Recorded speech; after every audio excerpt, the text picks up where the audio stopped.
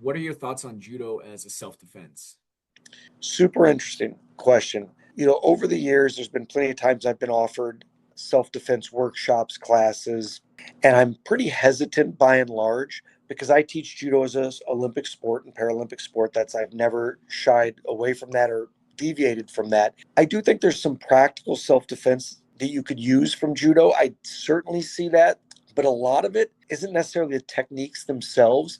It's just the confidence you carry yourself with or an awareness that you have. I feel confident if I push came to shove that I could protect myself in certain situations because of my judo training. But I wouldn't do a drop sanagi on somebody on the street necessarily.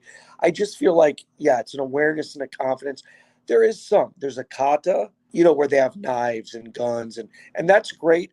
I still wouldn't go looking for a fight just because you're a judo practitioner. I wouldn't, but I do think there's some practical self defense. But I never sell it as a self defense on the street type of sport. Just not. That's not what I do. There's some people who specialize in that, and that's their thing. And God bless them. I hope it works.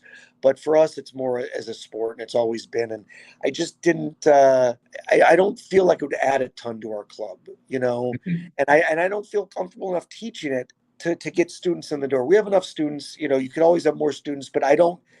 Just why, like you see a million dojos, street corner dojos that have 15 disciplines that they teach at once. I'm not saying they don't teach solid judo. I don't know that for a fact, but when you come to Menominee, you're just going to learn judo, and I think that's.